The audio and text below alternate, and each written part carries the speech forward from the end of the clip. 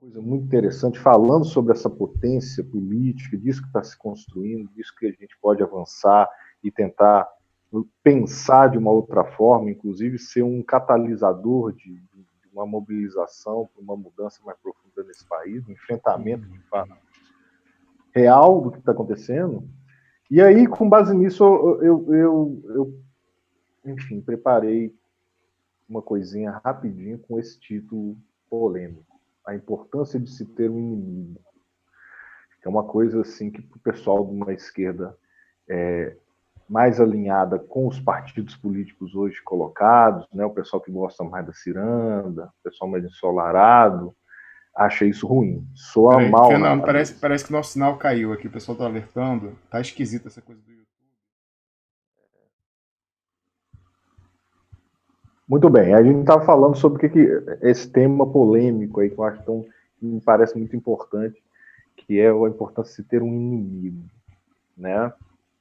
E aí, dito isso, aquilo que havia aquele comentário que eu repito novamente, de como a nossa esquerda, em especial essa orientada pelos partidos políticos, aí hoje hegemônicos, hoje dominando a cena política do nosso campo, como eles são totalmente resistentes a esse tipo de coisa, acham isso algo inadequado e blá blá blá blá blá blá blá blá blá, né? A coisa da ciranda, a coisa da atuação política de baixa intensidade, que um negócio é dialogar, um negócio é construir junto de mão dadas, ninguém larga a mão de ninguém, né? Na época que surgiu, eu me lembro do meme que apareceu na internet, assim, todo mundo está segurando a mão de todo mundo, quem é que vai socar a boca do fascista?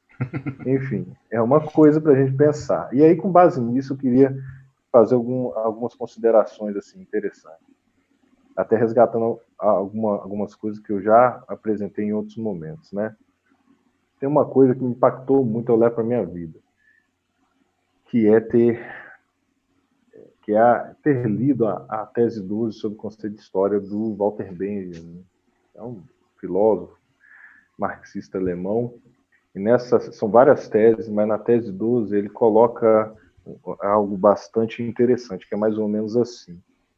Ele fala, enfim, da classe operária, mas a gente pode expandir sobre assim, as classes vulneráveis. A classe trabalhadora, ela sempre surgiu na sua construção, na sua autoconstrução, como a classe vingadora, aquela que, depois de tanta miséria, de milênios de exploração, ela vinha para poder redimir todos que caíram. E essa era a força dela. E isso a social-democracia nunca aceitou, porque ela tinha uma outra pegada, ela tinha uma outra visão. Todas as iniciativas mais avançadas, mais agressivas nesse sentido, foram sabotadas, por isso que a gente chama de social-democracia, que no Brasil nem social-democracia é, né? Uma espécie de social-liberalismo dependente, que é esse campo de esquerda todo especial, enfim, PT, PSOL e tantos outros. Muito bem. E aí ele dizia isso, olha, a social-democracia nunca aceitou isso. E exatamente na escola da social-democracia, que a classe trabalhadora desaprendeu as suas melhores qualidades. E ele fala, e quais eram essas suas melhores qualidades? O ódio e o espírito de sacrifício. E ele fala, por quê? Porque a social-democracia ensinou essa classe trabalhadora a olhar para o futuro e se orientar pela visão dos seus descendentes liberados, libertados, ou seja, do que vem, de toda essa felicidade, essa libertação que virá no futuro. E esqueceu que, no final das contas, a gente tem que se orientar, em grande parte, não pela visão dos nossos descendentes liberados, mas dos nossos antepassados escravizados, brutalizados, assassinados.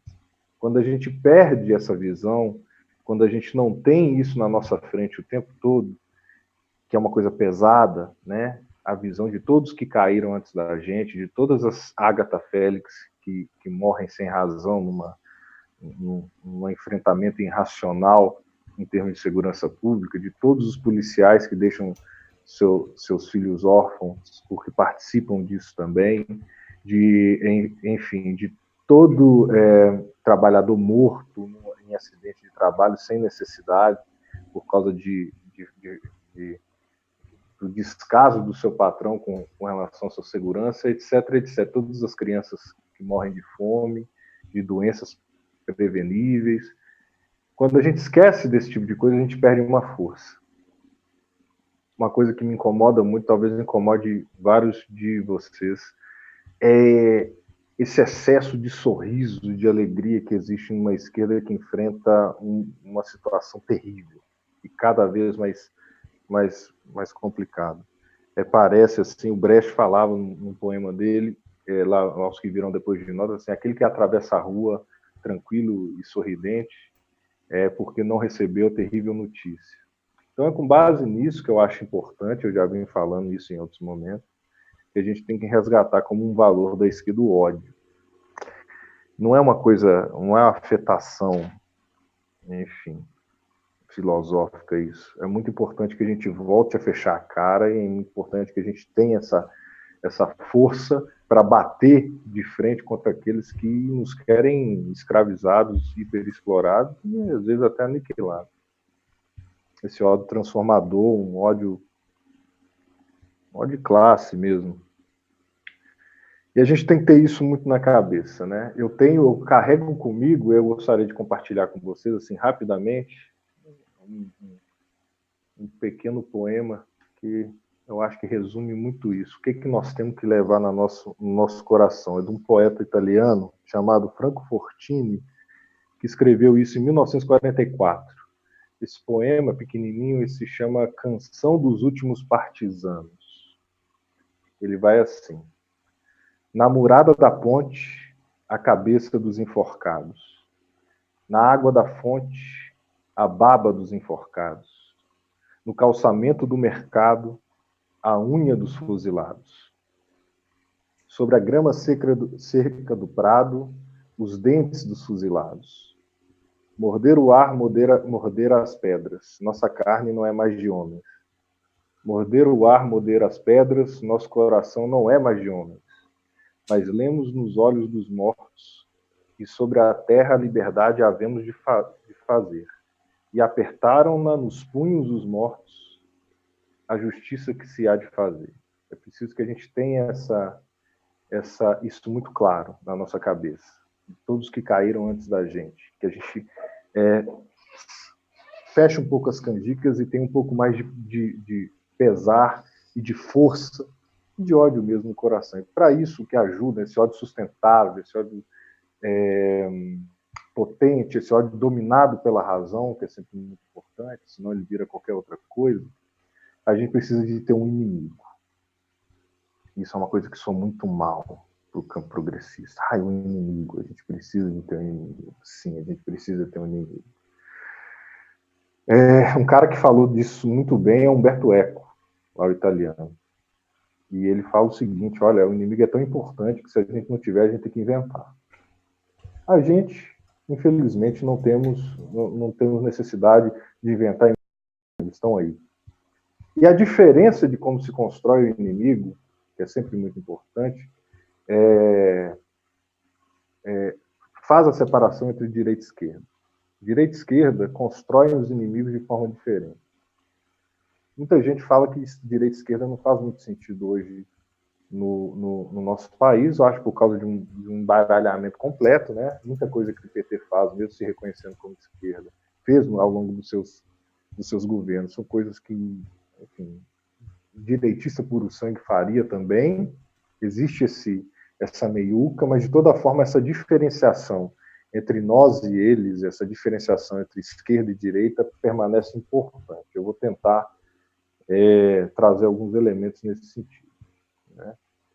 A questão do inimigo ela é tão central que um caboclo que inclusive o Luiz andou resgatando aí, que é o Carl Schmitt, que é um grande pensador aí da ciência política e do direito, fala que o político, a dimensão política só surge quando você tem uma relação amigo-inimigo, no seu extremo.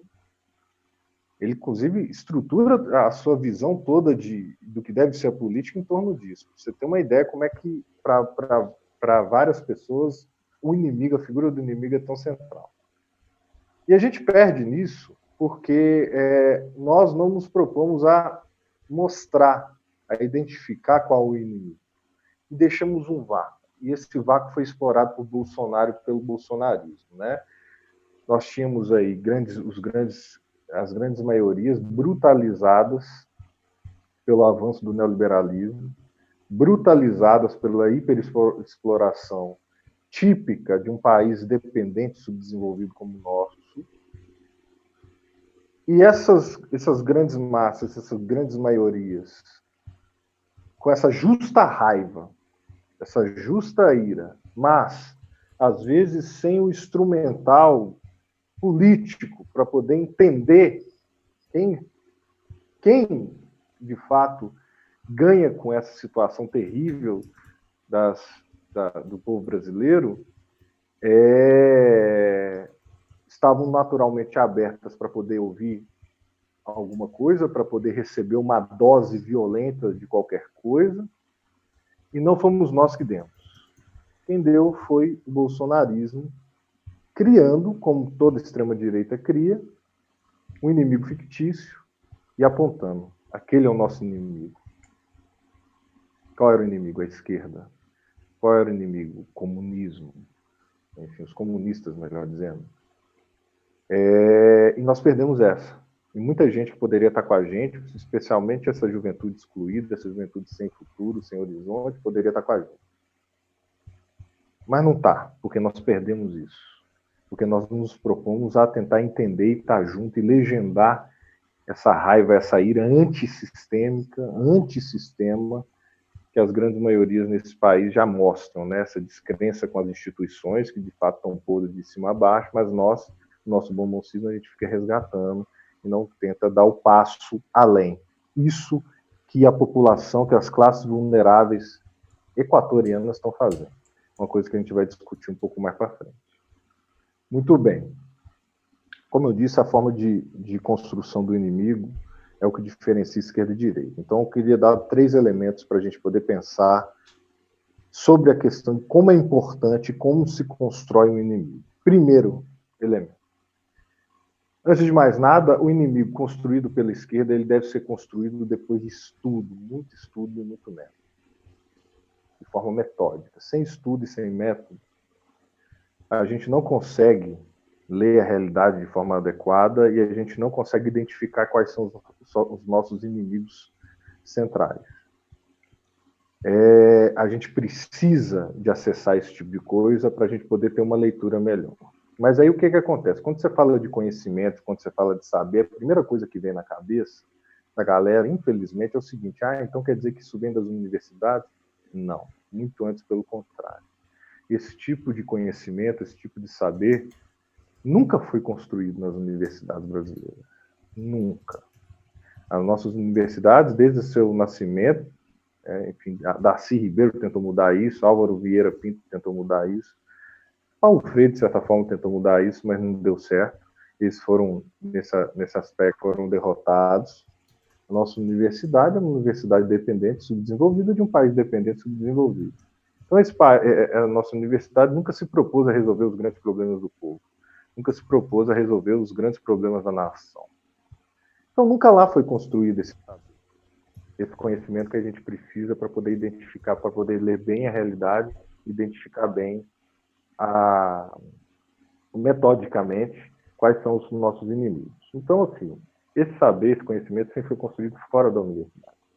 Foi construído como? Pela própria população e pelos seus aliados, que numa conjunção, numa convergência, se juntando esforços, acabaram conseguindo construir, agregando, além do conhecimento técnico e científico de alguns, o conhecimento da vivência prática da luta das grandes massas. E aí a gente conseguiu construir isso daí. Sempre houve essa junção. Sempre houve uma junção entre o povão enfrentando seus problemas diariamente, cotidianamente, e aliados que, tendo conhecimento técnico, tendo conhecimento científico, se juntam para poder construir juntos um saber próprio, um saber eficiente para poder entender a realidade e transformar ela. Sempre houve isso. Então, o que acontece? O primeiro ponto que eu acho importante a gente dizer, porque isso é recorrente, inclusive, nos nossos debates de todos os dias no Duplo Expresso. Nós temos que bater de frente contra o academicismo.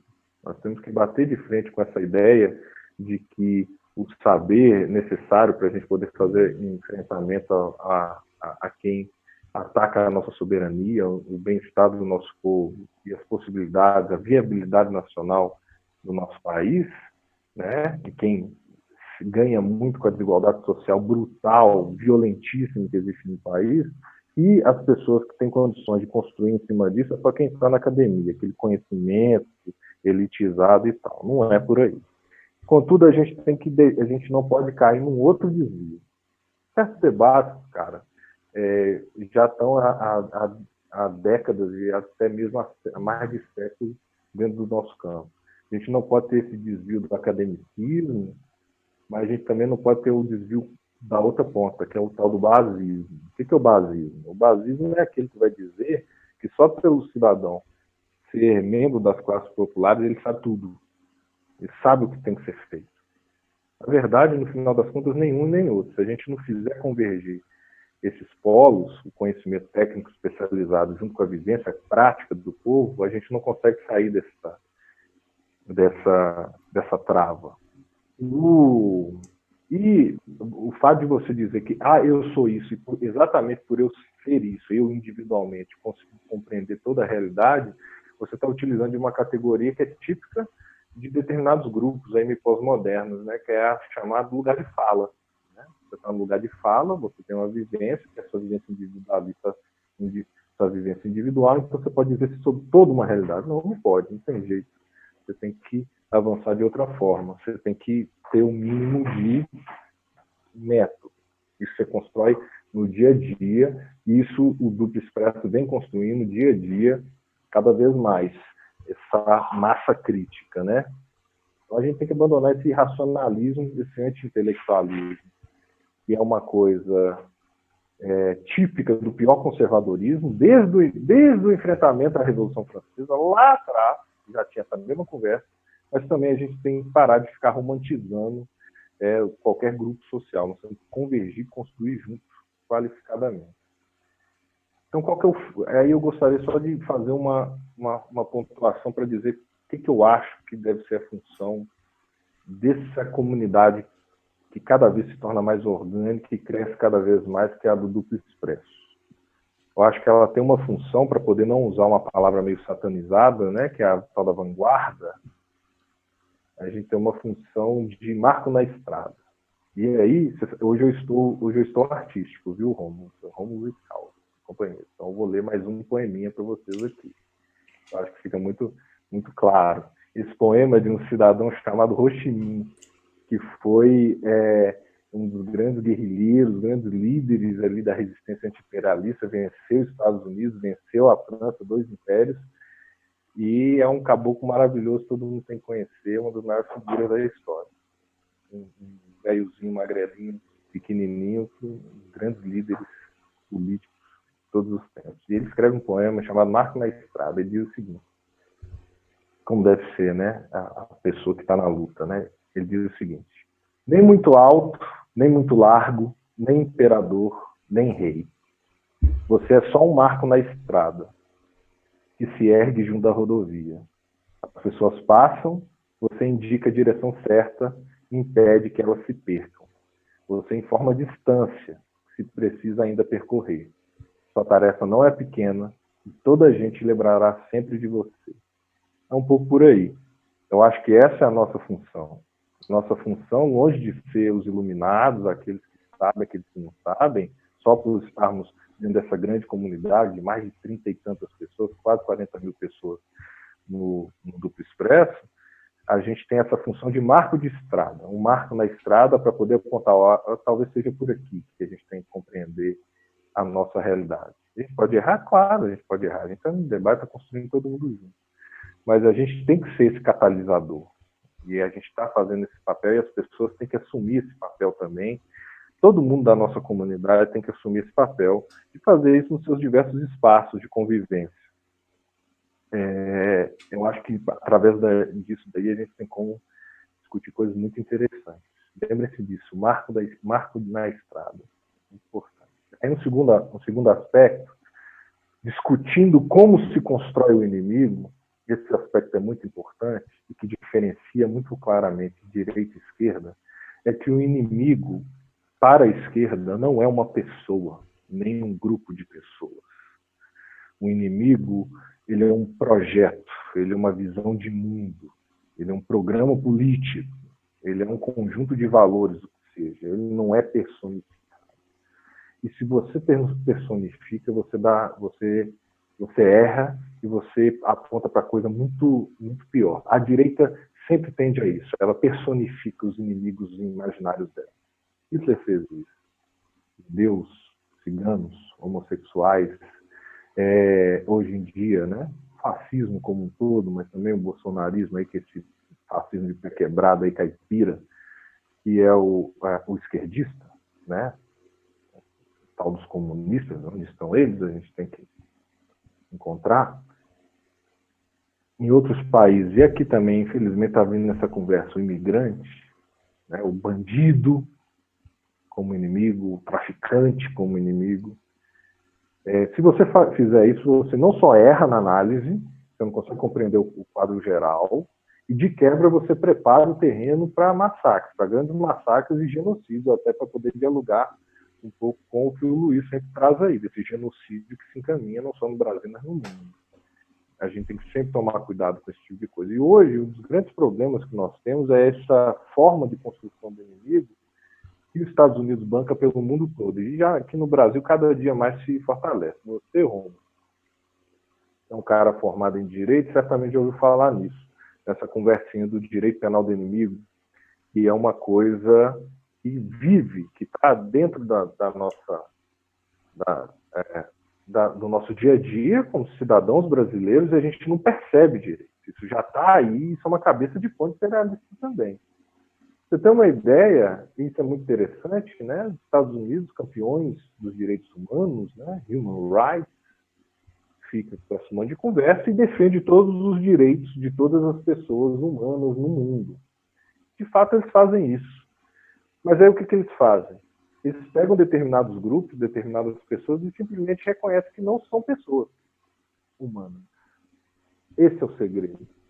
Né? Aí eu consigo defender os direitos humanos, falando, olha, estou defendendo todas as pessoas, mas esse grupo social não é pessoa, então eu não preciso defender ele. Eles desenvolvem uma coisa, né, foi desenvolvida na Alemanha, basicamente, mas eles aplicam isso no dia a dia do trabalho das Forças Armadas, inclusive das Forças Policiais norte-americanas, e é a concepção de que o inimigo não é uma pessoa, ele não é uma pessoa perante o direito, ele não é um cidadão pleno de prerrogativas, de direitos e deveres. Não, ele é um inimigo.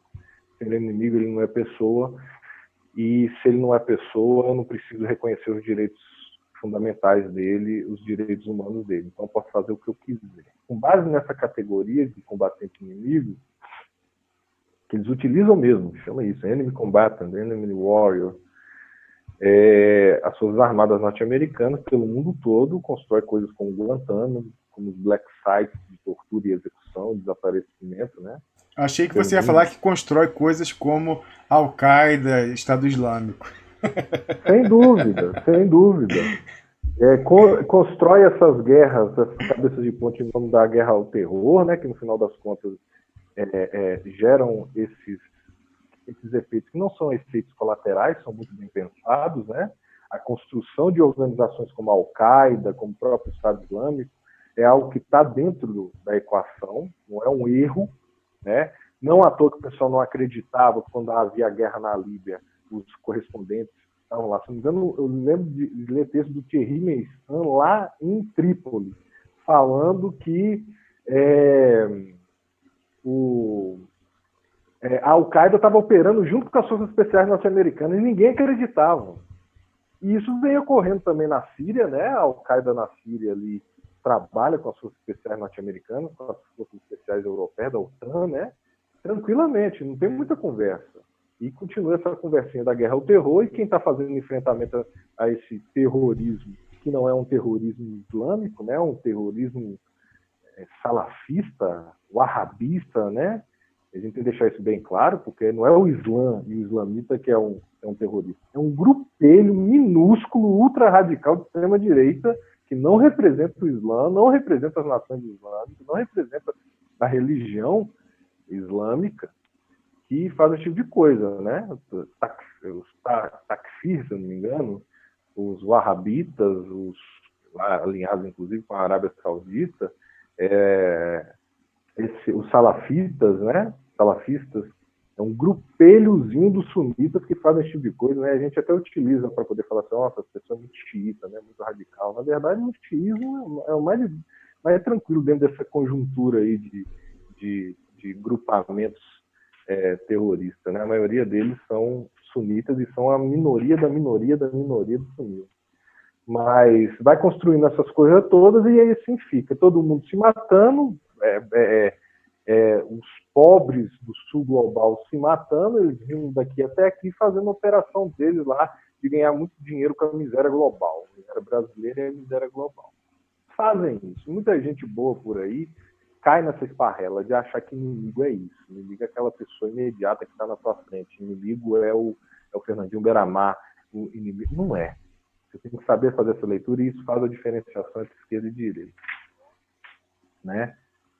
A gente não pessoaliza isso. E é um exemplo que eu acho muito bacana, tá certo que é meio polêmico, né? Que é o exemplo da Segunda Guerra Mundial. Né? Você tem a Operação Barbarossa, que é a invasão ali em 41 da União Soviética pela Alemanha, né? E Stalin perde 26 mil soviéticos nesse enfrentamento. Só que ele nunca faz uma declaração xenofóbica contra o povo alemão. Eu sempre falo, nós estamos contra o hitlerismo. Nós estamos contra as forças hitleristas que vêm agredir a nossa nação. O povo alemão está com a gente.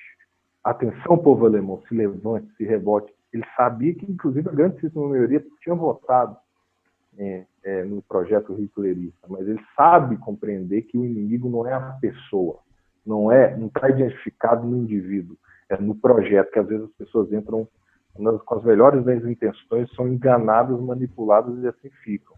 Então ele falava com todas as letras, ele louvava, ao mesmo tempo que ele estava detonando com o hitlerismo, ele estava louvando o povo alemão, durante a guerra, perdendo 26 milhões de cabeças.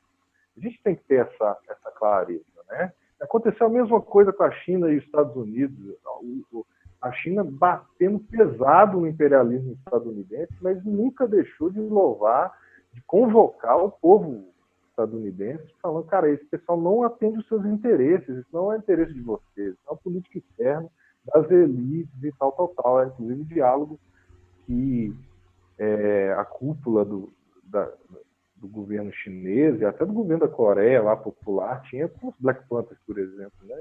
Malcolm X, esses caras, lá dentro dos Estados Unidos. É a mesma coisa.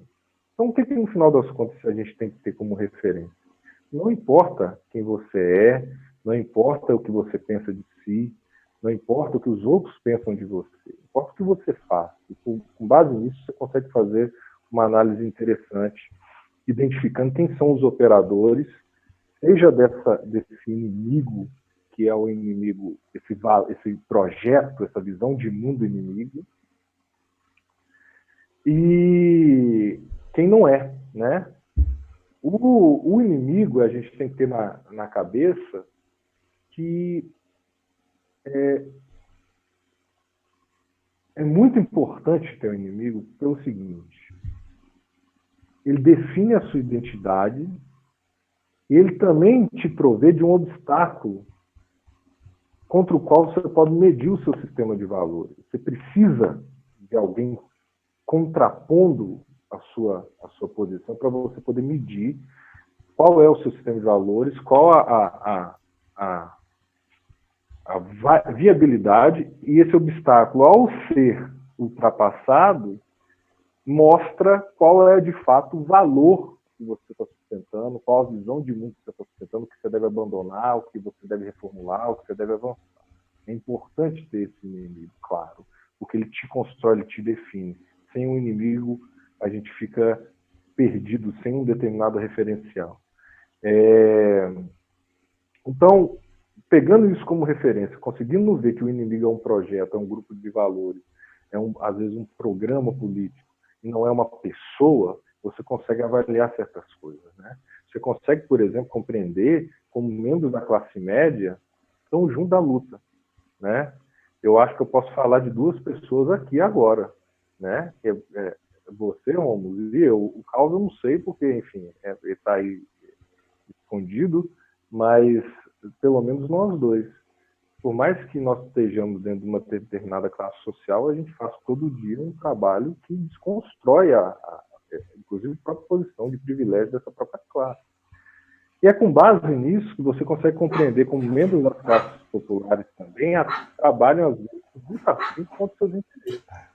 Aí, o Fernando Holliday, temos aí tem aquela cidadã indígena bolsonarista que foi com a comitiva do Bolsonaro lá para o discurso da ONU, fala, cara, meu Deus do céu, cara, você não consegue ver um palmo na sua frente. Mas acontece, né?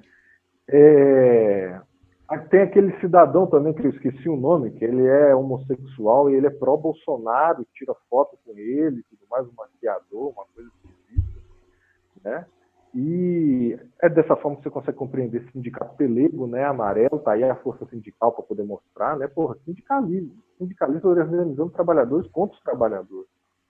É dessa forma que você consegue compreender que mesmo com todos os problemas que nós temos nas Forças Armadas e nas nossas forças policiais, que existem policiais e militares nacionalistas e estão, pelo menos potencialmente, junto com a gente, e que você não pode jogar tudo fora, você pode compreender os problemas da nossa polícia e das nossas Forças Armadas sem pessoalizar ninguém, conseguindo encontrar com pessoas que fazem parte disso, que operam essa política e construir juntos, sem ficar nesse lero-lero falando que tudo é pouco fascista e cacete.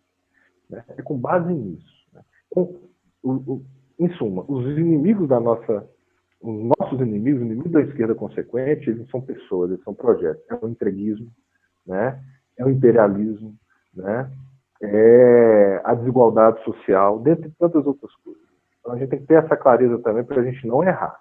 Pessoalizar, você aponta para coisas, você erra na análise, você aponta para coisas muito complicadas. E para poder terminar, Romulo,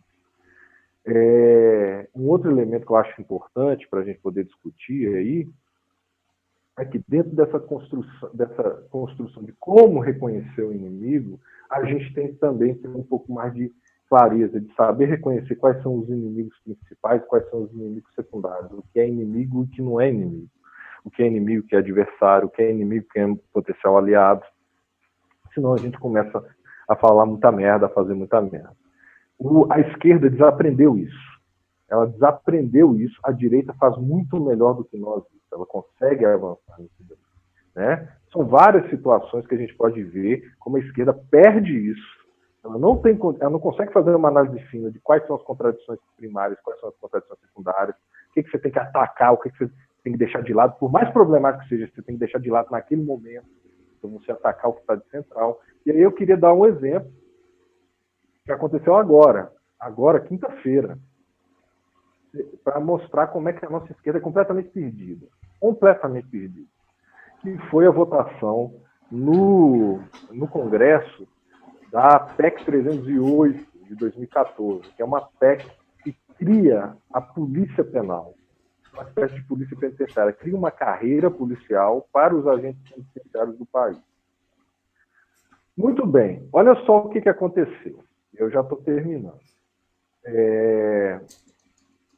Houve a votação para modificar o artigo 144 da Constituição e colocar lá essa polícia penal federal e estadual, né, inserir os agentes penitenciários no rol na lista de instituições de segurança pública.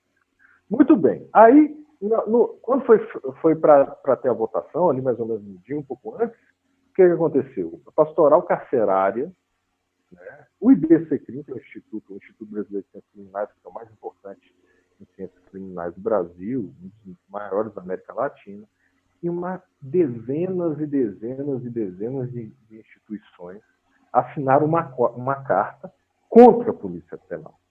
A Polícia Penal não pode, inclusive com argumentos bastante interessantes da dificuldade em se conciliar a função de custódia, a função de investigação, blá, blá, blá, blá, blá, blá, blá, blá, blá. Só que o que o pessoal perde? É isso que é central, que mostra a nossa derrota, quando nós não conseguimos mais fazer isso enquanto campo de esquerda. Quizá a gente consiga fazer isso mais para frente, construindo essa nova esquerda, uma esquerda mais consequente, mais porrada, mais alinhada com os interesses nacionais, os interesses do nosso povo. O que ela fez?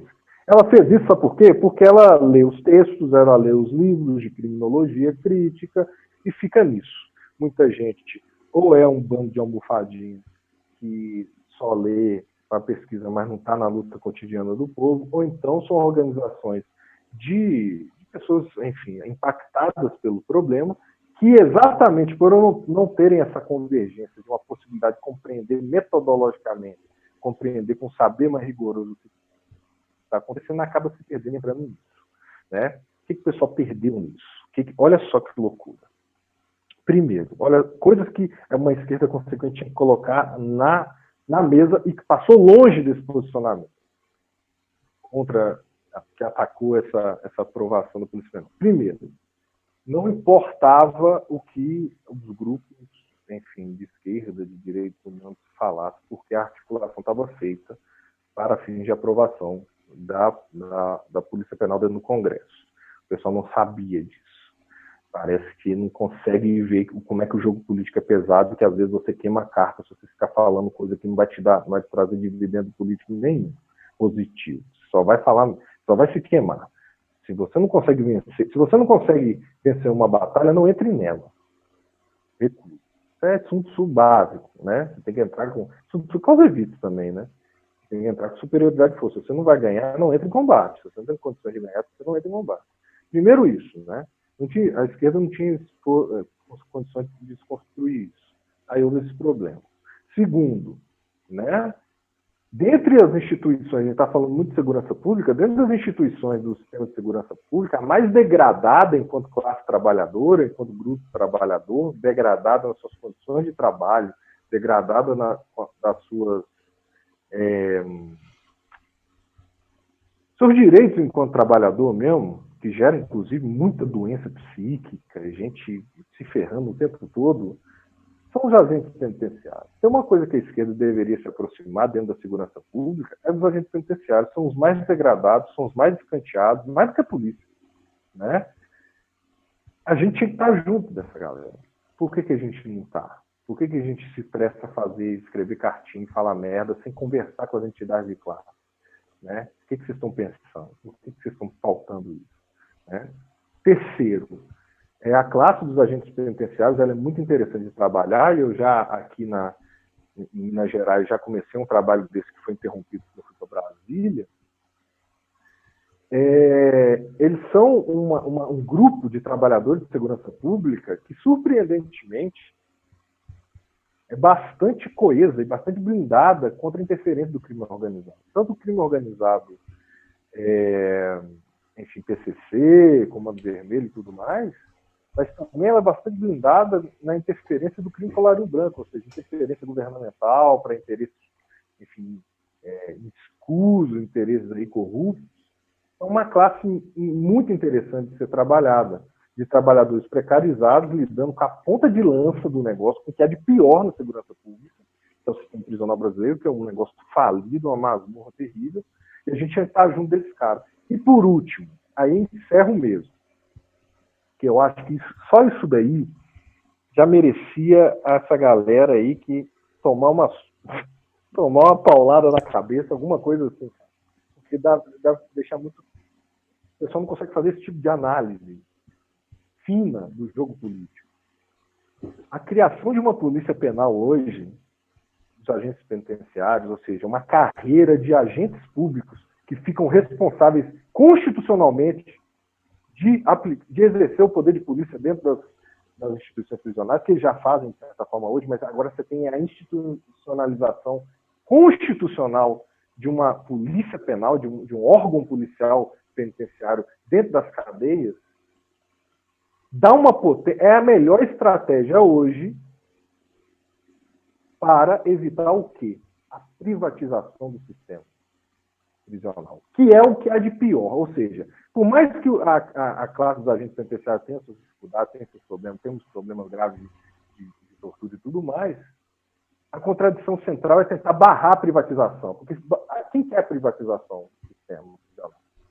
Dória e a cachorrada toda da direita entreguista, dessas elites entreguistas aí brasileiras, querem isso, inclusive com interferência estrangeira. Vai vir empresa, tipo a Core Civic, essas aí que são especializadas em privatização do sistema, de tocar presídio privado nos Estados Unidos e em outros países, vão vir para cá, porque dá muito dinheiro isso, né? Você transformar algo que dá prejuízo em algo que dá lucro. Mas não só eles têm interesse nisso. O crime organizado também tem interesse na privatização do sistema. O PCC tem interesse, o Comando Vermelho tem interesse, porque quando você privatiza, você bota na sua mão, o diretor, você bota os próprios agentes penitenciários. Não é uma carreira de Estado, mas não é o Estado interferindo. Agora são os privados que você faz ali, você não conta ele, você ameaça a família dele, está em casa. Fazer isso com agente penitenciário é mais difícil, porque é uma carreira, eles têm uma missão, eles se reconhecem isso, né? É mais difícil, as contradições são mais violentas para fazer esse tipo de coisa. Então, assim, não é à toa que aí você vê esse tipo de posicionamento, dezenas de... aquelas organizações lacrou assinando também, todo mundo. E aí você pega hoje os agentes penitenciários organizados, as entidades representativas desse grupo, que a gente tinha que estar junto, que é trabalhador precarizado do sistema de segurança pública, que a gente já está construindo com eles, que é uma pauta real, concreta, que impacta diretamente as classes mais vulneráveis, os pretos e pobres desse país, que são os mais encarcerados, são atingidos pelo encarceramento em massa, pela política penal brutal que nós temos no país. O que acontece? A suposta esquerda se posiciona contra esse pleito, que é um pleito com diversos aspectos bastante interessantes, e ficam putos com a esquerda, não querem mais saber de esquerda nenhuma. E você joga eles no colo desse bando de filho da puta da direita que não querem saber de fortalecimento do direito do trabalhador nem nada. E de combate ao crime organizado, eles estão nem aí. Esses caras que estão lá no Congresso, banca de policial, bancada da bala, enfrentando crime organizado, não estão nem aí para isso, porque isso dá muito dinheiro para essa galera, dá muita vantagem. Então, assim, é isso no final das contas. Nós precisamos de identificar bem o nosso inimigo e de dedicar a ele o mais sincero ódio.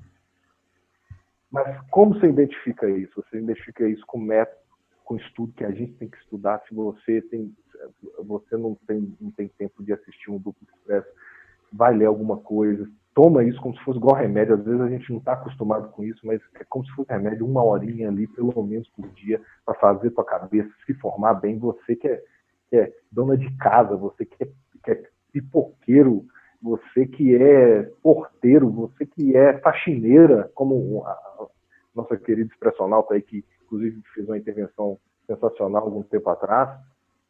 Mete as caras, é você que precisa de construir esse saber e é você que vira esse negócio. E a gente tem que começar a se estofar com uma série de instrumentais teóricos e políticos para a gente não cometer os erros que a gente vem cometendo. Nós somos derrotados estrategicamente, a gente não está saindo dessa lama. O Duplo Expresso, é pequenininho, está tentando avançar. E está avançando bem. Mas a gente precisa de aumentar isso daí. Para isso a gente tem que ter clareza.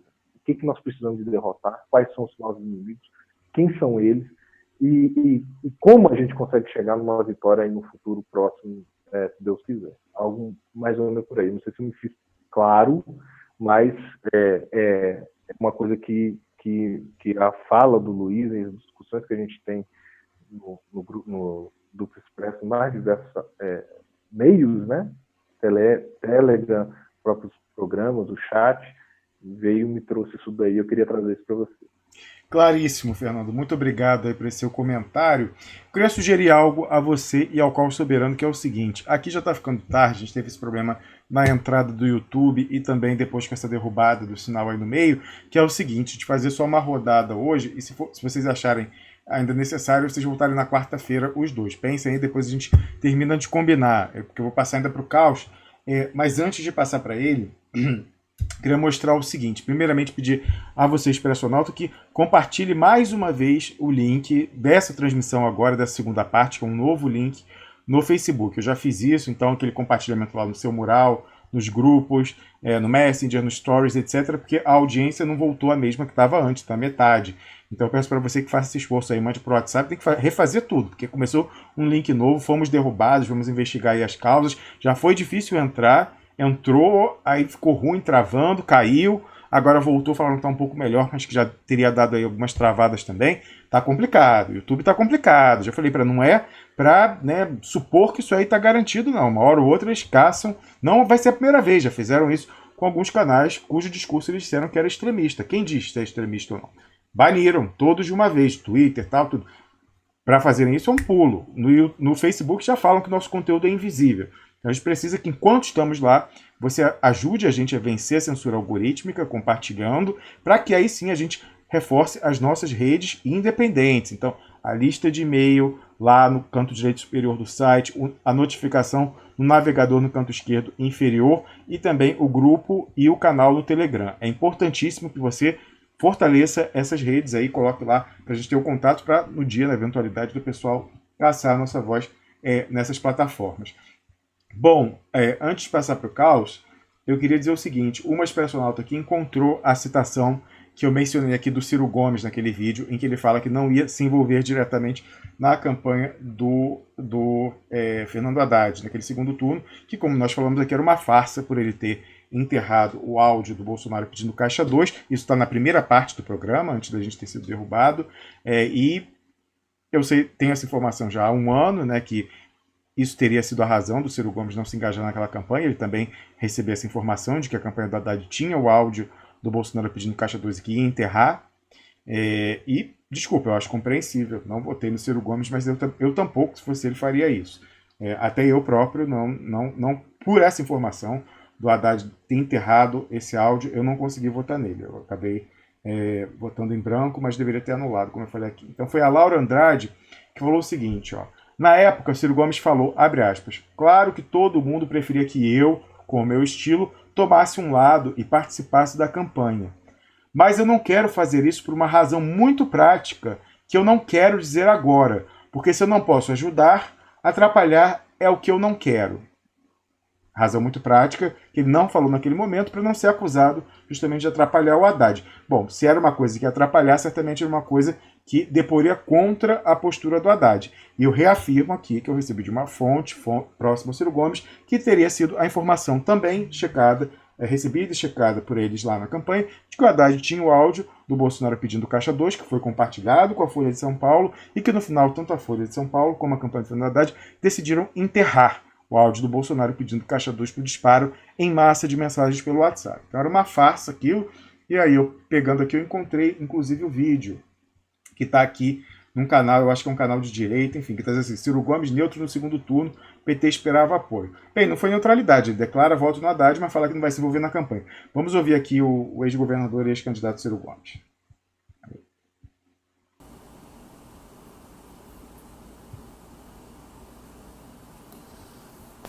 Aí, turma boa, cheguei ontem e quero agradecer assim, muito sensibilizado mesmo, muito comovido. Todas as expressões de carinho, de afeição, de apoio, de estímulo. Eu estou energizado, estou inteiro, apesar da minha muito grave preocupação com o nosso país, com o nosso futuro. Não é queixando nem se lamentando que nós vamos resolver isso. Pelo contrário, eu quero que Deus, como disse lá no primeiro dia, abençoe essa grande nação, para que todo mundo possa caminhar amanhã para votar compreendendo a necessidade de votar com a democracia, votar contra a intolerância, votar pelo pluralismo, mas também ninguém está obrigado a votar contra convicções e ideologias. Claro que todo mundo preferia que eu, com meu estilo, tomasse um lado e participasse da campanha. Atenção, é agora que ele fala. Todo mundo preferia que eu, com meu estilo, tomasse parte da campanha. Vamos lá. Mas eu não quero fazer isso por uma razão muito prática que eu não quero dizer agora, porque se eu não posso ajudar, atrapalhar o que eu não quero. mas o que precisa o Brasil a partir de segunda-feira é que a gente construa um grande movimento, não é, que de um lado proteja a democracia brasileira, de outro lado proteja a nossa sociedade mais pobre dos avanços contra os direitos, que se protejam os interesses nacionais contra a entrega e a cobiça estrangeira. Tudo isso está armado nesse debate, coisa que eu avisei bastante, cansei de dizer, quem tiver um pouco de equilíbrio, de serenidade, vai recuperar. Hoje a internet permite que você veja isso com equilíbrio. Por agora eu só queria dizer que eu estou muito agradecido a todos e estou cumprindo a obrigação que a minha consciência me apoia, me indica. Minha consciência me aponta a necessidade de preservar um caminho em que a população brasileira amanhã possa ter uma referência para enfrentar os dias terríveis que, imagino, estão se aproximando. Nada de medo. Não será com medo que nós vamos enfrentar o que quer que venha por aí, e vocês sabem que eu estarei na linha de frente com todos vocês. Muito obrigado mais uma vez e um forte abraço a todos. Pois é, esse foi o pronunciamento aí resgatado pela Esperançonauta, e, como eu falei, a informação que eu recebi ainda antes da votação no segundo turno é de que essa razão muito prática, que ele não diria qual era, porque ele não queria, se não ia ajudar, não queria atrapalhar, era o fato do Haddad ter o áudio do Caixa 2 do Bolsonaro pedindo o Caixa 2 e decidir enterrá-lo, junto com a Folha de São Paulo. E eu queria dizer o seguinte, o Ciro Gomes está sendo atacado, e mais uma vez, como ele foi crucificado ali naquele intervalo entre o primeiro e o segundo turno por não ter feito campanha para Haddad, etc., e entrado no Piguinho Vermelho, eles sabem que isso é o que pega ali naquela base do PT, eles têm assim, algum medo que ele possa crescer nessa base, então sempre ficam batendo muito nisso, dizendo que a culpa do Bolsonaro ter ganhado foi o Ciro Gomes ter saído, viajado lá ali naquele intervalo entre o primeiro e o segundo turno. Então, você vê que eu já mostrei aqui o artigo do próprio Paulo Moreira Leite dizendo isso, ó, Ciro Gomes continua devendo explicações ao povo brasileiro. E aí, agora, o próprio Kiko Nogueira foi com a mesma história, né? O outro aí contra quem o Ciro Gomes investiu, falando, olha, tá vendo, isso daí é porque nós cobramos ele por ter, né, fugido no segundo turno, e aí ele ficou com raiva e agora está fazendo isso contra a gente. Então os dois estão saindo com essa linha aí consertada mais uma vez, que eles sabem que é aí que pega. Então o que eu acho? Se procede o relato que eu ouvi de uma fonte, para mim, inquestionável, de que, de fato, teria sido a informação de que o Haddad enterrou o Caixa 2, que levou o Ciro Gomes, foi tal da razão muito prática que o levou a tomar esse posicionamento, ele deveria abrir isso agora. Ele deveria abrir, falar, olha, esse pessoal que está me acusando, é um bando de hipócrita, está me acusando de não ter, que a culpa da vitória do Bolsonaro é minha. Não, a culpa da vitória do Bolsonaro foi ter enterrado o áudio do Bolsonaro pedindo Caixa 2, e que vocês todos sabem. Vocês todos aí que orbitam o PT jurídico sabem que o jogo foi pesado ali para enterrar esse áudio. E eu não ia entrar numa campanha que era uma farsa, que não queria ganhar, queria perder e preservar uma arma nuclear a ser usada pela finança transnacional contra quem ganhasse a eleição, naquele caso, o Bolsonaro e o general Mourão. Eu acho que ele deveria fazer isso. Eu acho que ele deveria... Agora, então, esse pessoal está falando, ó, Ciro Gomes deve uma explicação, né? O Paulo Moreira Leite falando aí, o outro falando também. Eu acho que ele deveria fazer esse pessoal engolir a língua, então. Até seria bom para o Brasil. Não seria bom para o Ciro Gomes, seria bom para o Brasil saber quem é o PT jurídico, quem é o Fernando Haddad e que tipo de conchavo eles fizeram com o golpe. Então, esse pessoal está desafiando ele a dar explicação. Eu acho que ele deveria dar explicação real. Agora, ele vai fazer isso? Ele vai desarmar a bomba nuclear que o pessoal tem contra o Bolsonaro, ou ele quer se cacifar também como um MDB da ditadura junto com o PT? A disputa entre eles dois é só para ver quem vai ser o MDB. Eu não sei. Eu ia achar excelente para o Brasil se o Ciro Gomes pegasse agora e falasse qual foi a tal da razão prática que o fez não se engajar na campanha do Haddad. Lembrando, mais uma vez eu reafirmo, que eu recebi de uma fonte, para mim, inquestionável, a informação de que seria exatamente isso, que ele teria falado, não vou participar de uma farsa, esse pessoal está enterrando o áudio para depois poder reconhecer a derrota e guardar isso depois para objetivos escusos aí no futuro. Então, eu acho que ele deveria fazer isso, né? Eu acho que a gente acabaria tirando desse episódio aí pequeno, e que está tomando essa dimensão desproporcional, aí eu acho que seria de grande valia para o processo político se ele expusesse a podridão que foi aquele segundo turno entre Bolsonaro e Fernando Haddad. Muito bem, Carl Soberano. Entra na roda aí. Qual é o seu comentário da noite? É complicada a situação. A primeira coisa que eu acho que a gente tem que ter noção Como eu comecei a falar semana passada, eu já estou com o artigo pronto aí para publicação, né? A primeira parte, porque são tantos elementos que compõem a crise norte-americana que não deu para fazer numa parte só, né? Na verdade, eles criaram problemas estruturais para a economia dele, né? Hoje a gente tem que ter clareza que nós estamos num momento crucial para a história da humanidade. As transformações econômicas, as transformações sociais, as transformações tecnológicas, elas colocam a humanidade numa encruzilhada. A finança transnacional, ela não consegue manter o domínio que ela mantinha antes. O Império Norte-Americano, ele não consegue manter o mesmo nível de domínio militar que ele mantinha antes. Não é à toa que nós vemos os Estados Unidos se retirando praticamente em debandada do Iraque, os Estados Unidos se retirando da Síria, os Estados Unidos se retirando do Afeganistão, a paz sendo fechada, porque talvez o maior inimigo do imperialismo hoje seja a paz. Você pacificar uma região é uma derrota incrível para o imperialismo norte-americano. Por quê? Eles sempre sustentaram sua economia baseada na guerra. Hoje, com a crise do imperialismo, uma grande guerra em que eles pudessem, de um lado, destruir valor, porque não existe nada melhor para o capitalismo do que 100 mil bombas, por exemplo, como o Obama jogou no Iraque, porque são bombas, cada bomba daquela vale alguns milhões de dólares cada bomba daquelas. Então é a melhor forma de queimar valor, é a melhor forma de manter o sistema de produção imperialista. E, por outro lado, se apropriar das riquezas minerais, das terras agricultáveis, de todas as riquezas desse país. Só que eles não conseguem fazer da mesma forma. A Arábia Saudita perde no Iêmen, começa a ter que recuar no Iêmen.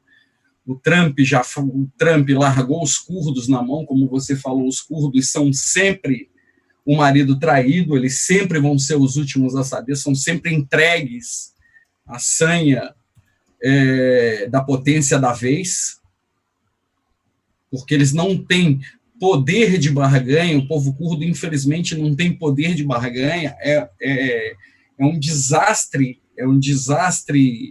humanitário gigantesco, mas é um povo que não tem poder de barganha. Como eles falam, para eles só restam as montanhas. Então, nesse período... O Carlos, e é um erro da esquerda também, que o Kurdistão sírio está com o pessoal da esquerda radicalizada, né? Exatamente, não existe uma política para isso. Não existe uma política consequente para isso. Então, mas esse é um processo bastante complicado. Nós vemos a Turquia se descolando dos Estados Unidos, temos que lembrar que a Turquia é um membro da OTAN, e ontem eu estava vendo um canal que segue os acontecimentos no mundo militar, caças norte-americanos estavam travando seus guias laser em blindados e em posições de artilharia da Turquia. Nunca aconteceu desde a criação da OTAN. A Turquia, como a gente sabe, a Turquia vem há algum tempo se distanciando cada vez mais do Ocidente, desde a tentativa de golpe contra o Erdogan, se distanciando cada vez mais dos Estados Unidos, porque eles sabem que quem preparou o golpe contra o Erdogan foram os Estados Unidos, e quem deu apoio para eles foi a Rússia. Como uma boa parte do mundo hoje começa a se separar dos Estados Unidos. Ao contrário da avaliação rasa que as pessoas têm, isso não é porque o Trump é feio, mau, porque o Trump é desagradável, não. É porque os Estados Unidos está perdendo a sua hegemonia econômica. Quando eles perdem sua hegemonia econômica, só tem um lugar para eles se voltarem. E esse lugar foi aquele que eles sempre trataram como quintal, que chama-se América Latina.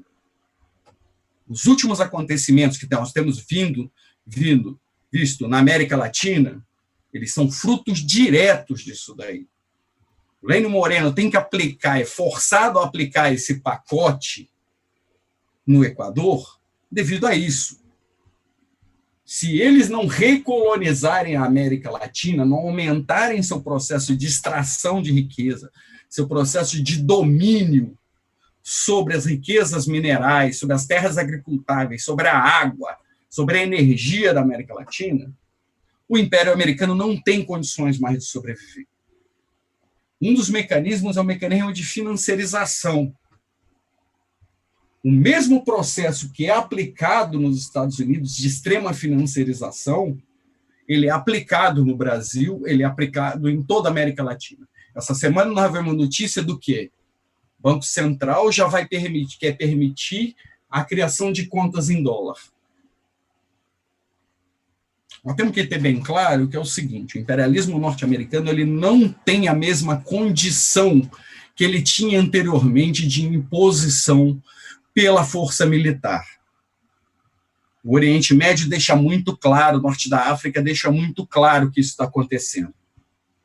Eles não têm a mesma força.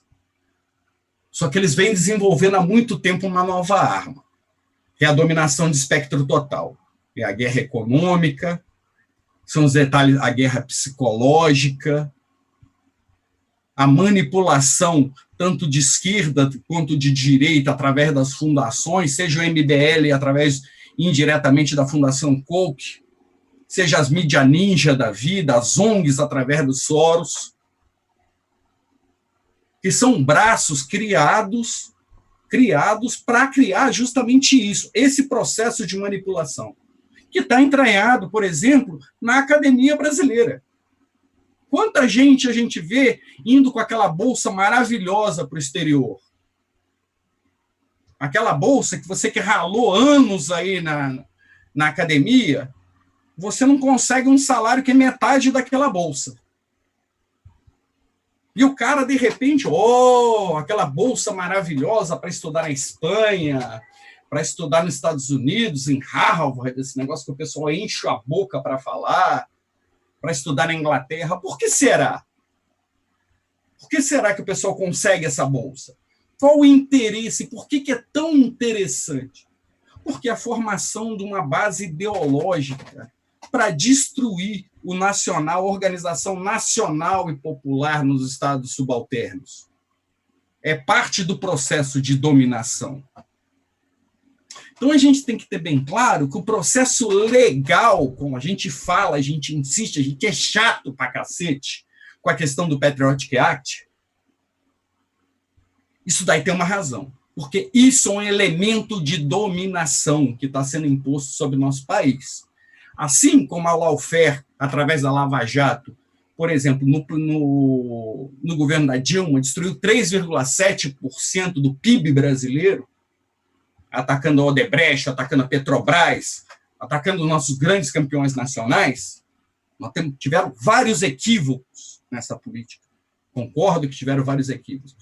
Porém, estava atacando diretamente o PIB brasileiro. Agora, desce um pouco. Agora desce ao controle direto da população, seja através da escuta, através da monitoração. Então, eu vi aqui, através de uma expressão alta no Twitter, esse decreto 10.046, do dia 9 de outubro de 2019, que ele começa a fazer o livro do Orwell, 1984, começa a quase parecer uma fábula infantil. Ele abre espaço, por exemplo, para que o governo tenha controle de todos os seus dados biográficos. Para citar exatamente o texto, dados de pessoa natural relativo aos fatos de sua vida. Nome civil ou social, data de nascimento, filiação, naturalidade, nacionalidade, sexo, estado civil, grupo familiar, ou seja, eles vão saber quem é a sua família, endereço, vínculos empregatícios, passados e presentes, né? Atributo, no item 2, ele fala de atributos biométricos. É bom deixar claro que esses atributos biométricos, hoje em dia, é possível a captura é possível a captura de dados biométricos através de meios que você não vai perceber que está sendo capturado. Por exemplo, por essa lei, dependendo desse decreto, dependendo da regulamentação, da forma que ele for colocada, ao entrar numa repartição pública, o seu jeito de andar, ele vai ser capturado. Está aqui no texto expressamente, a maneira de andar. Como é que você vai disfarçar a sua forma de andar? Para mim, por exemplo, tem um item que parece que foi colocado para mim aqui. Fala. Carlos, exatamente. Quando ele fala aqui a voz, né? A voz, lembrando que os gringos já usam isso há muito tempo naquele Echelon, que é aquela tecnologia justamente para o satélite pegar a assinatura de voz e identificar onde que a pessoa, naquele momento, está fazendo a ligação no mundo está. Então, eles querem regulamentar isso no Brasil também. Maneira de andar, a voz, a retina, a íris do olho, o formato da face, as digitais dos dedos, a palma da mão, etc. Assustador, Carlos. Porque esses sistemas, a gente tem que ter bem claro que, por exemplo, esses sistemas não dependem, da forma que está no decreto, não depende da sua autorização, é qualquer base de dado governamental. Sabendo que esses sistemas de monitoramento por câmera são sistemas que eles geram dados para uma base de dados, ao você entrar numa repartição pública, você fazer uma ligação para um órgão público, isso daí permite a gravação. Esses sistemas de gravação já existem. Ele simplesmente vai vincular tudo isso a uma assinatura sua, em que, inclusive, eles colocam atributos genéticos, características da pessoa natural, obtidos através da análise dos ácidos nucleicos, ou seja, assinatura de DNA. Ou seja, eles podem utilizar qualquer dado, por exemplo, um dado seu de DNA que está armazenado num hospital, ele pode ser compartilhado e cruzado com outras bases de dados para te identificar. Porque hoje, salvo eu me engane, o fornecimento de DNA, de amostras de DNA, ele não é obrigatório. É claro que ninguém é obrigado a produzir prova contra si, Carlos Soberano. Porém... Existe uma brecha que a polícia costuma utilizar. Posso falar rapidinho? Sim. É o seguinte... você não é obrigado a produzir prova contra si, certo? Sim. Você não é obrigado a deixar as pessoas tirarem seu sangue. Mas é o que acontece. Se você bebe um copo d'água e joga esse copo fora, o material de descarte pode ser utilizado para fins de coleta de DNA. E outra, não pode intervir no teu corpo, mas você pode requerer, você policial, autoridade policial, você MP, pode requerer um mandado de busca e apreensão na casa da pessoa para recolher escova de dente, escova de cabelo, fronha de travesseiro, para com isso construir o perfil de DNA. Isso aí então, ficou famoso até naquele caso daquela senhora lá que sequestrava crianças e dizia que eram seus filhos, aquela Vilma, porque ela tinha roubado uma criança antes do tal do Pedrinho, né, que era o famoso, só que a primeira que ela roubou de uma mulher pobre, aí não saiu na imprensa. O segundo, que era o Pedrinho, como era uma família de classe média de Brasília, aí saiu na imprensa. Mas aí, a primeira, tal que ela tinha roubado, exatamente isso, a filha não queria deixar a polícia fazer exame de DNA, ela própria já estava numa síndrome de Estocolmo, não queria nem saber que era filha de outra pessoa. Aí ela fumava, foi lá prestar o depoimento e tal, jogou a guimba de cigarro no lixo, o pessoal fez o teste de DNA em cima da guimba de cigarro. Então, até isso aí, eu lembro por causa dessa história aí, Carlos Soberano. Mas a barra nisso daí, a barra nisso daí era impedir a coleta de material de DNA, assim, pelas diversas instituições, montar banco de dados. Mas agora, com isso que o Carlos Soberano está mostrando... Que agora fica muito mais fácil. Se você fez um exame em qualquer laboratório dentro da rede pública, ou que passou na rede pública, isso está constituído numa base de dados. A partir do momento que você permite o cruzamento dessas bases de dados, porque as pessoas não sabem qual que é o grande problema do cruzamento de bases de dados. Isso é uma caixa de Pandora. Uma vez aberta, uma vez permitido o cruzamento dessas bases de dados, você não tem como voltar atrás. Você não tem como voltar atrás. Então, qualquer dado obtido a partir do momento desse decreto é fair game, está liberado, pode ser utilizado. Porque no decreto não é colocado a função desse cruzamento de dados, ele é deixado em aberto. Então, o que nós temos aqui é um controle total e completo sobre a sociedade. É um controle num nível de distopia que, por exemplo, o pessoal fala da China. Não existe nem na China. Não existe ainda nem na China. O pessoal, estão coletando DNA de algumas etnias na China. Gente, estão coletando DNA, vão poder coletar DNA de todo o povo brasileiro. Só que a gente não vê nenhum segmento da esquerda brasileira protestando contra isso. Pela quantidade de pautas que eu já vi o dito piguinho vermelho reproduzir, eu acho impossível que ninguém na esquerda brasileira saiba desses mecanismos que estão sendo implementados. Saibam dos mecanismos que estão sendo votados secretamente no Congresso. Porque eu fiquei semanas e semanas, os expressionautas ficam uma semana inteira perturbando deputados, senadores, e eu não vi ninguém, tirando aquela live do Glauber Braga, se levantar contra isso. Eu não vi nenhuma figura que foi candidata a presidente da República se levantar contra isso. Nenhum presidente de partido tampouco, Carlos. Nenhum presidente de partido. Nenhum presidente de sindicato, nenhum presidente de movimento social, do MST, MTST, o pessoal aí que pareceria estar, né, na linha de frente, não vi ninguém falando não, Carlos. Então as pessoas, é muito legal lacrar no Twitter e falar, olha, é um governo fascista. Agora, tomar medida de combate contra as práticas totalitárias que são tomadas por esse governo, eu não vi ninguém. Ou se quer denunciar, isso que é incrível, se quer denunciar. Então nem falar assim, não vamos fazer a marcha, a ocupação contra o Patriot Act. Não, pegar a sua rede e falar à sociedade, olha, eles estão fechando o regime, olha o fascismo aí de papel passado. Não, ninguém fala nada, o silêncio é a alma do negócio, Carlos Soberano. Exatamente. E pegando isso daí, por que eles têm que fazer isso daí? Porque como a gente viu no Equador, o que a gente está vendo no Equador é o desespero de um povo que não tem saída. É o desespero de um povo que não tem saída contra as medidas econômicas do imperialismo. Nós vimos algumas cenas de dualidade de poder clara ali no Equador.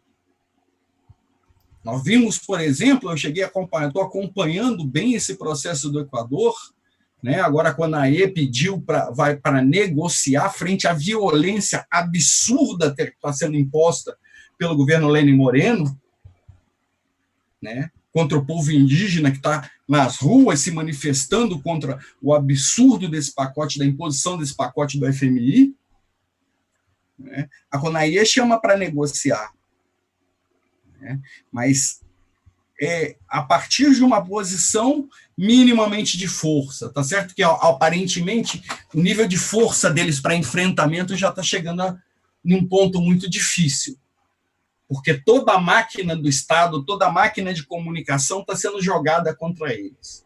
A gente vê muito pouca coisa sendo colocada, né? A gente tem muito pouco recurso para estar acessando, estar sabendo o que realmente acontece no Equador, mas é, no fundo, a revolta desse povo. O Fernando estava falando agora, essa questão dos agentes penitenciários, eu estou lembrando algumas coisas que eu li essa semana, que são muito interessantes, que é um outro setor da área de segurança pública, que são as polícias.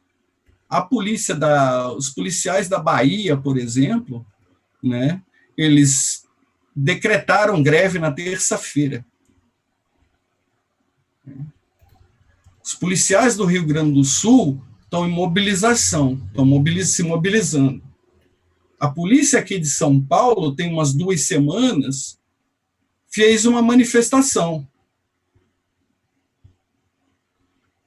A polícia aqui de Minas Gerais também está com salários completamente achatados. O Fernando que me corrija, mas o Zema está passando o arroxo em cima do funcionalismo público. Então, se nós temos esses setores já se radicalizando, e onde está a esquerda em cima disso? Porque caso as pessoas não saibam,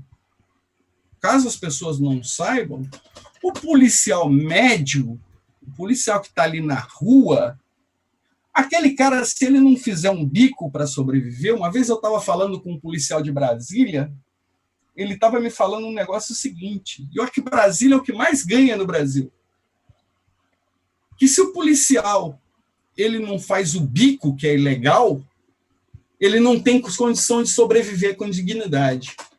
Então, cara, a maioria dos turnos, eu não sei como que é em todo o Brasil, mas a maioria dos turnos de polícia é 12/36, né, ou 24/48.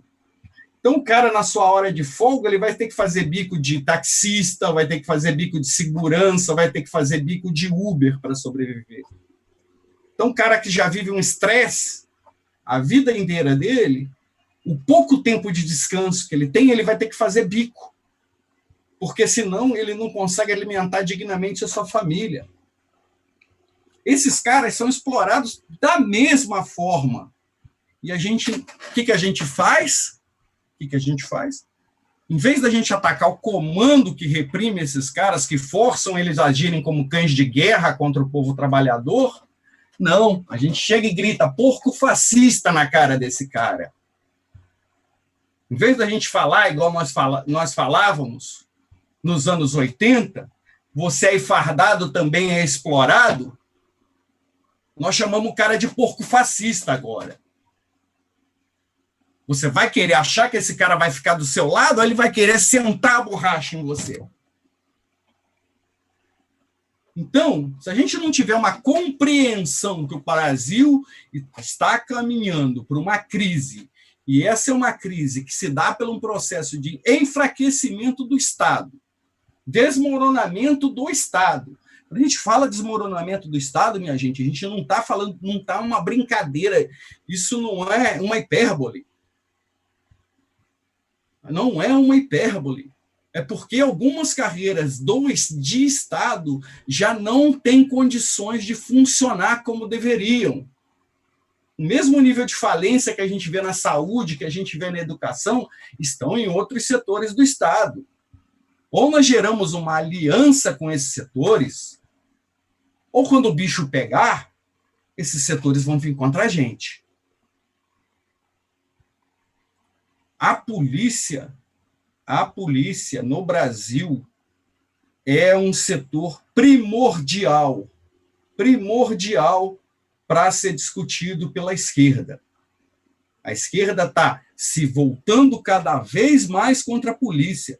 O Fernando estava falando dos agentes prisionais, eu lembrei de uma história, eu lembrei de uma coisa que eu fiquei muito impressionado, que foi na época que quem parou a reforma da Previdência do Temer foram esses caras.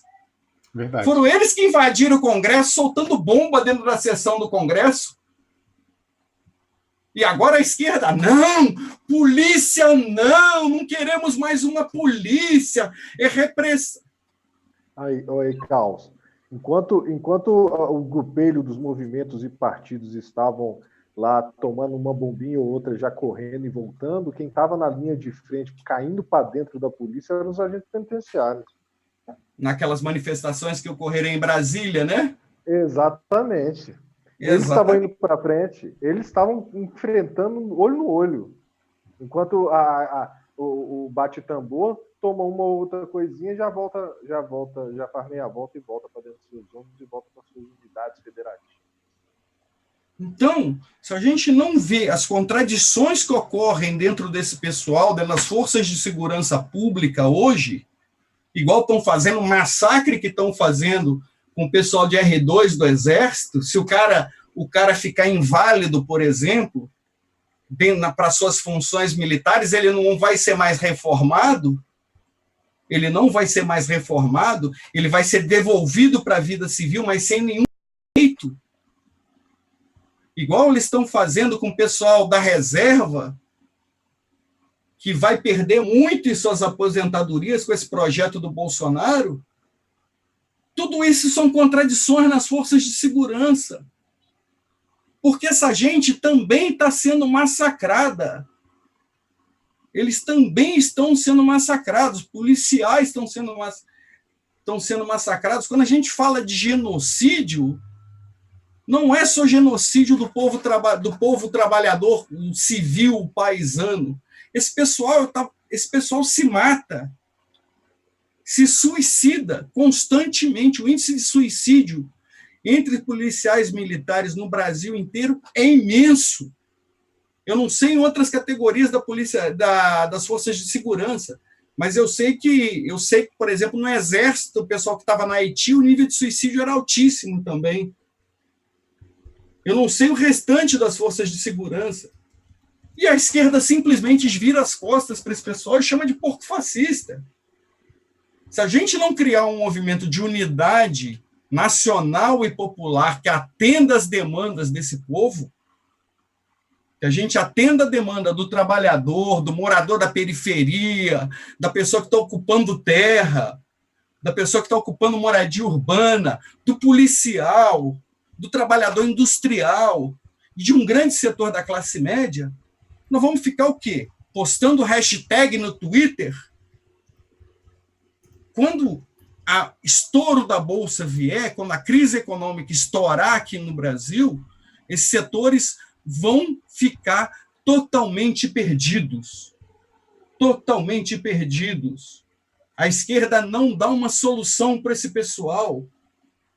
A esquerda não dá uma solução. Justamente os movimentos de esquerda sempre foram caracterizados por quê? Por dar uma solução a toda a sociedade. E a solução para essa sociedade é enfrentamento desse capitalismo imperialista que está aí. Por que vocês acham quem que fez mais campanha para o Bolsonaro, gente? Foram os policiais, pessoal de baixo rango do Exército. Por quê? Porque eles não se viam representados, eles olhavam para um lado, olhavam para o outro e não via ninguém para amparar. Aí, de repente, chega um maluco, não, eu vou valorizar vocês. Tá ok? Vou valorizar.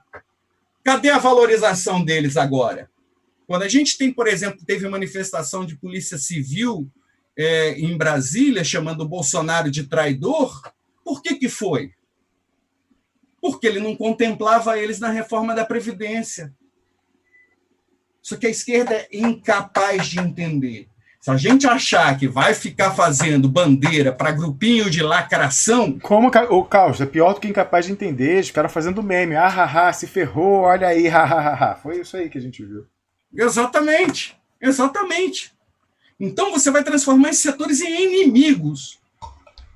Em inimigos, vai conseguir polarizar eles contra a classe trabalhadora. Polarizar ainda mais esse povo contra a classe trabalhadora.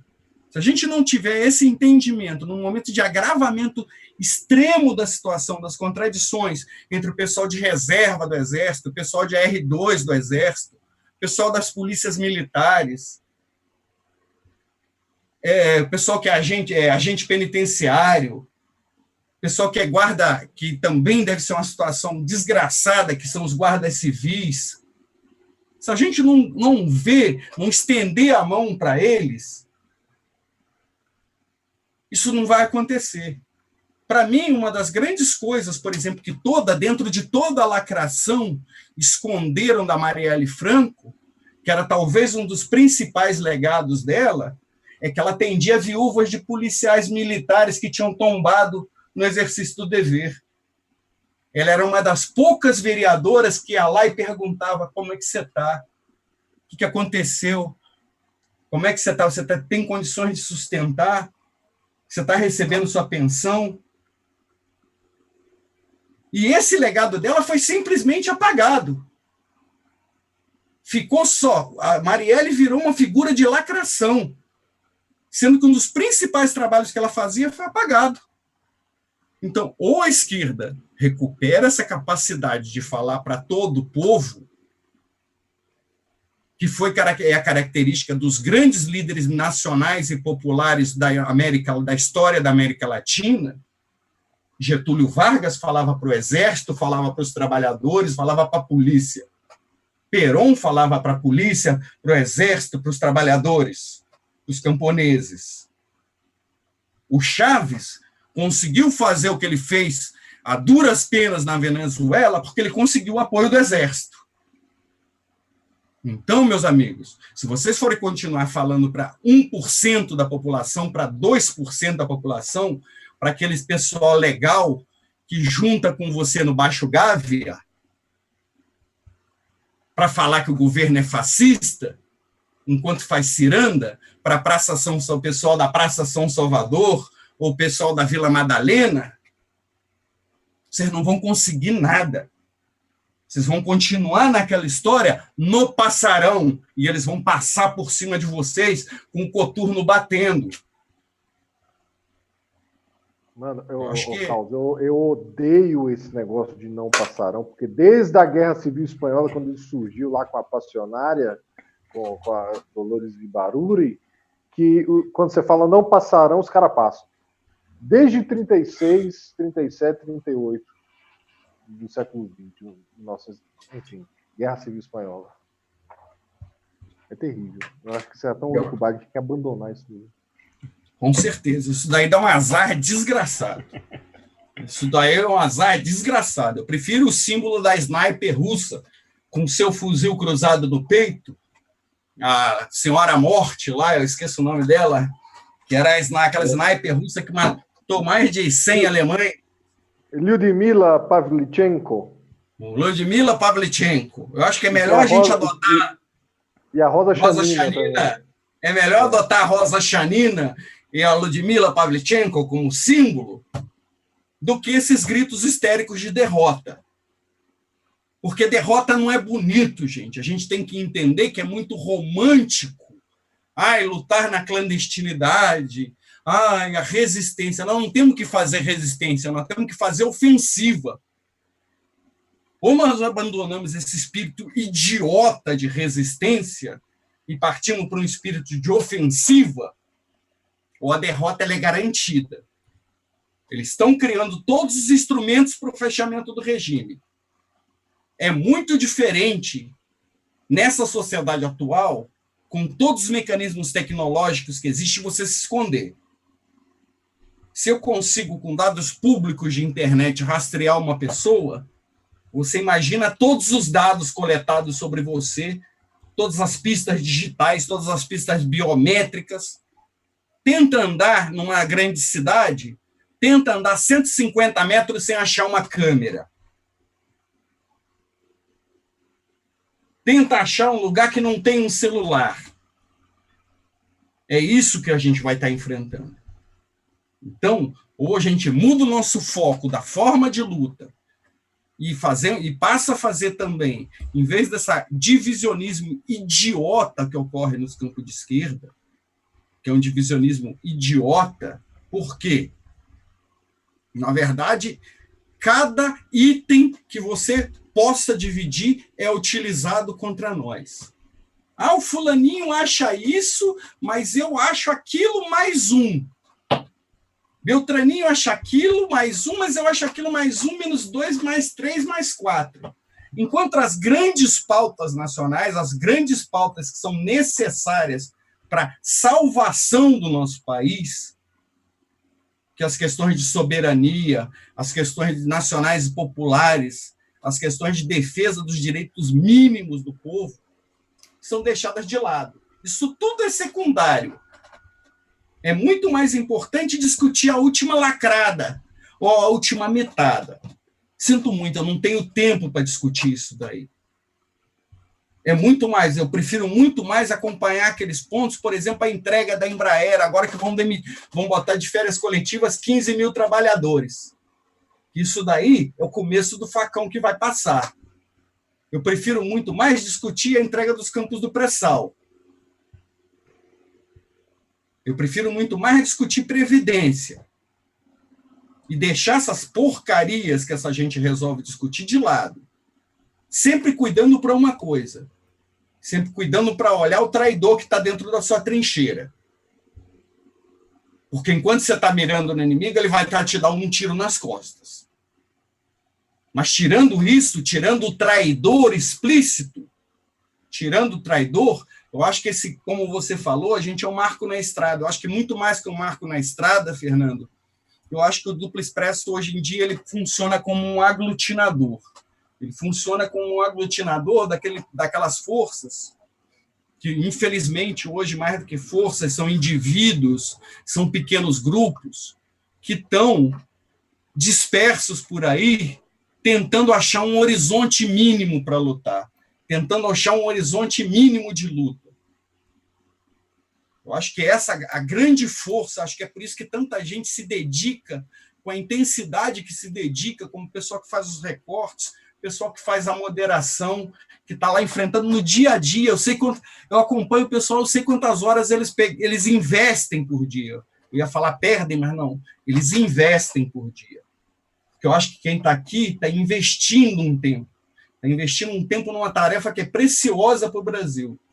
Porque se o Duplo Expresso consegue funcionar como um polo de aglutinação de uma esquerda, não essa porcaria que está aí, que eu chamo de esquerda, que deixou de ser esquerda faz muito tempo. Com X. Porque na hora de defender as pautas principais, eles são totalmente neoliberais. E na hora de defender as pautas que são de interesse do trabalhador, do interesse daquele que pega ônibus, daquele que rala 8 horas por dia, que carrega marmita, que pega ônibus e trem lotado, eles viram de lado e falam, não, deixa isso para lá, esse povo não se mobiliza. Esse povo não se mobiliza porque vocês não dão chance para eles, vocês não falam uma coisa que afete no dia a dia deles. Eles preferem discutir palhaçada, besteira, deixar de lado lutas históricas da classe trabalhadora brasileira, do povo brasileiro. Então, acho que é um chamado, pessoal, não só a ajudar a gente a driblar esse bloqueio algorítmico que a gente sofre, essas sabotagens igual nós sofremos hoje no YouTube. Tá? Então, o moderador estava me avisando agora que quando eu falei sobre polícia, minha fala misteriosamente cortou. Quando eu falei sobre R2 do Exército, minha fala misteriosamente cortou. Então, é muito importante divulgar esse nosso trabalho, que ainda é um trabalho de formiguinha. Mas esse formigueiro cada vez aumenta mais. Cada vem gente que vê, olha, aquilo ali é o único lugar que dá para a gente se orientar. É o único lugar que dá para a gente se aglutinar. Para a gente ter condições de construir, transformar isso em algo maior. Transformar isso em algo maior, algo que possa realmente influenciar os destinos do Brasil. E possa, de certa forma, minimamente barrar esse genocídio que, como muito sabiamente falou Luiz Ferreira, está se preparando contra o povo brasileiro e contra a população mundial. É isso aí, Carlos Soberano. E aqui eu sugiro mais uma vez o uso da navalha expressa, não é falar navalha do duplo expresso, né? A navalha expressa. Está falando sobre Patriot Act? Beleza, tá com a gente. Está silenciando sobre isso, ostensivamente silenciando? Até segunda ordem está no esquema. Assim, então, e aí eu renovo aqui, mais uma vez, depois de a gente tratar desse decreto que você cobriu aí, Carlos, renovo o pedido ao pessoal que não está em esquema de mandato e tal, PCO e outros aí, que usem a sua máquina para falar isso. Se não há um comprometimento com o pessoal que está nesse esquema, eu não acredito que haja, eu conheço diversas pessoas da militância valorosas, vamos falar do Patriot Act Tabajara. Como que pode? É decreto, está no Diário Oficial. Os projetos de lei estão no site da Câmara. Se chegou a gente, poderia ter chegado às outras pessoas. Se não chegou, nós mandamos. Nós mandamos ativamente. Diversas pessoas, como que não se comenta isso? O que há de mais relevante no momento do que essa perspectiva de fechamento do regime? Do fascismo de papel passado? E ninguém fala sobre isso? É muito esquisito. É quando a gente, mais uma vez eu insisto, a gente sabe que o segredo é a alma do negócio, porque se a sociedade souber o que significa esse decreto, souber o que significam os projetos de lei que a gente tratou aqui anteriormente, não passa. Não passa. Imagina, grita. Se todo mundo começar a sair nos jornais, Folha de São Paulo, né, a oposição ao Bolsonaro, por que não está falando sobre isso? Sobre esse decreto? Sai na semana passada e ninguém fala nada? Tudo isso é muito esquisito. Com isso a gente conclui aqui a transmissão de hoje. Queria agradecer ao Fernando Elcausi e renovar o convite para, em faltando alguma coisa, a gente voltar na quarta-feira. Sofremos a sabotagem, queda de sinal, início atrasado meia hora por conta dessas coisas esquisitas aí do YouTube na atual conjuntura. Mas, de qualquer forma, os pontos que a gente tratou aqui já são suficientes, eu acho, para a gente pensar e cobrar, né? E fazer o nosso trabalho de formiga, de caixa de ressonância, e levar ao conhecimento de toda a sociedade, pelo menos naquilo que a gente possa atingir, essas questões gravíssimas, né? Acho que já tem bastante material aí para a gente refletir no nosso resto de domingo. Agora, no horário de Brasília, são 7h15 da noite já, e aqui no fuso central da Europa, em Berna, capital da Suíça, onde eu me encontro, já é 00h15, portanto já é dia 14, aí no Brasil ainda é dia 13. E a gente tem que se ver amanhã, a partir das 7 da manhã, no Duplo Expresso, segunda-feira, já confirmadas as presenças do Felipe Quintas e também do Rubem Gonzalez. Eu leio os superchats que ficaram pendentes, tem alguns, eu leio amanhã no programa de amanhã também, tá certo? Porque senão, ainda vou jantar aqui, senão amanhã não tem programa. Tá certo? Muito obrigado, Fernando, muito obrigado, Caos, muito obrigado a você, Expressionauta. Peço a você que está vendo esse vídeo que curta ele, a gente está com pouca curtida aí desde que o sinal caiu. Peço a você também que compartilhe esse link, Facebook, WhatsApp, etc, etc, porque essa derrubada aí nos trouxe uma rasteira no nosso alcance, é preciso compensar isso, tá certo? Então vamos redobrar os esforços. Bom resto de domingo, bom descanso e até amanhã a partir das 7 da manhã.